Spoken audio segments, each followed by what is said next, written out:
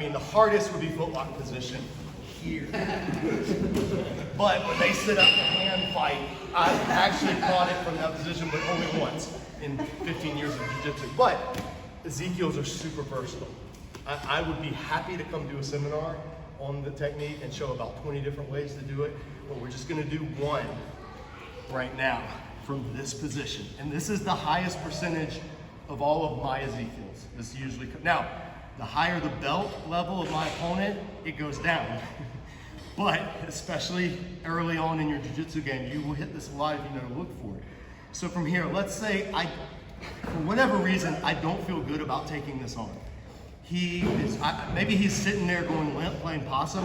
I know that, okay, he probably knows jiu-jitsu, he's waiting, because as soon as I let this up, that's when he's gonna step up towards me and I might lose it. So for whatever reason, I just decide I don't wanna go for the arm.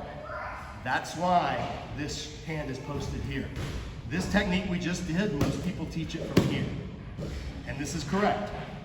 I teach it from here because I want a plan B if plan A doesn't work. So what I'm gonna do, I'm keeping his arm. I still make him think he wants his arm. And I want his arm. When I decide I'm ready, I'm gonna move my hips north a little bit. I'm gonna let him take his arm back, and then I'm gonna pin it right there. Just gonna hold it. I don't want him to reach back up. Now from here, watch what I'm gonna do. This foot that was on the bottom, the knee that was in, I'm just gonna go belly down. I'm gonna do a hip switch. So I'm just gonna slide it under me just like this, all the way until it's out the back. From here, this hand on this side, it's hard to see. I'm gonna do this quick. My hand, I've gotta come down and grab my own sleeve. 4 fingers in, just like this. All right? So, here, I can't dawdle. I can't, just play around and get late. I gotta move quick when I do this, because if I let go of his hand, I don't have control of his hand anymore. So, my hand here, it is all the way out. It is able to grab, right? I need to give it something to grab. So here, boom. I'm gonna grab the inside of my sleeve, 4 fingers in, no thumb. Now from here, all I'm gonna do is make a fist, draw a line across his pectoral muscle, right down his sternum, right onto his neck. Now this is where he's gonna pick his poison. If he keeps his head looking up at the ceiling, he's gonna get a trachea crush. If he turns his head away from me to relieve pressure, he gets a carotid. Either works. The first one's a lot meaner, but they're the ones that are telling you how they want to be choked. So, you hit the carotids, that turns the lights off. Hit the voice box, they cough for a week and it hurts when they swallow. So just be aware of that when you're deciding when and when you don't want to tap. So we're here, all right, I'm gonna let him get that arm back, I'm gonna scoot away. This made the opening so I can grab my own sleeve. Now this hand comes over, it's a hammer fist, right down on the neck.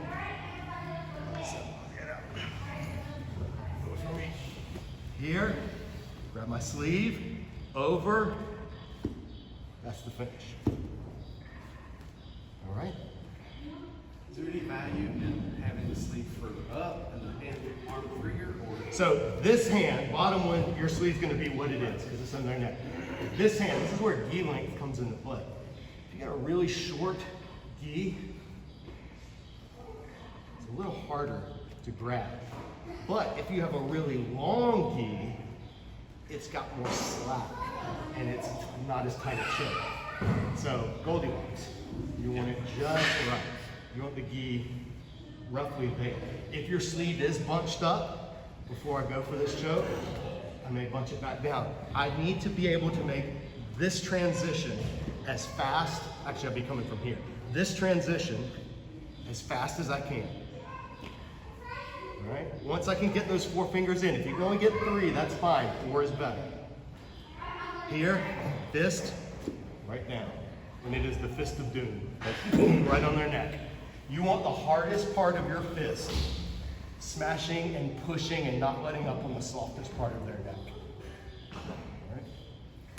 So I think they need to see it one more time. Yep. And then the only other thing that I would add is this is a tin can, these are balloons. Yes. Even more so, those are water balloons. The way, when I teach Ezekiel, and let me talk about this because chokes can be super dangerous if they're done wrong. And what he means by tin can, your trachea, your windpipe, is not filled at any time. It is always hollow. So it has to be rigid. So if you crush it, it doesn't bounce back sometimes, okay? Your arteries are always pressurized. They're always full of fluid. If you pinch them, it's just like a hose. You pinch a hose, you let it go, the water keeps flowing. So when you're attacking voice box, this is dangerous. So be nice. When you're attacking these, they're still dangerous, but not as dangerous. Does that make sense? That's a good point of what he was saying. I teach this when I teach the kids because you are learning lethal techniques. And if you did have to use the choke on the street and then you were taken before the law, which could easily happen, even if you were completely in the right and starting the fight, the fact that you've had one jiu-jitsu class could up your penalty if you ever did have to use martial arts in terms of the law. So just be aware of that. Jiu-jitsu is called the gentle art because we decide how much pressure and force to apply. And you always want to apply as little as possible, unless your life is good. Make sense? One more time. Let's see one more time. So here, we've got this. I don't want to go for the arm for whatever reason. I'm like, I don't like it. I'm going to scoot back. I'm going to let him get his arm back. And I'm going to push it down. The reason I'm pushing it down, I just don't want him gumming up his neck with his hands. So I want to, my chest is on one side, keeping the other hand away. Push this here. Come around here. Switch to my sleeve grip here, and then come over his shoulder, down into the soft part of the neck. All right? All right, good. Yeah, person on the bottom, if you don't want to cough, turn your neck to the side and let him hit you on the karate. Or play around. Some people learn by doing, so. Okay, everybody, let's give this a try for about 5 minutes.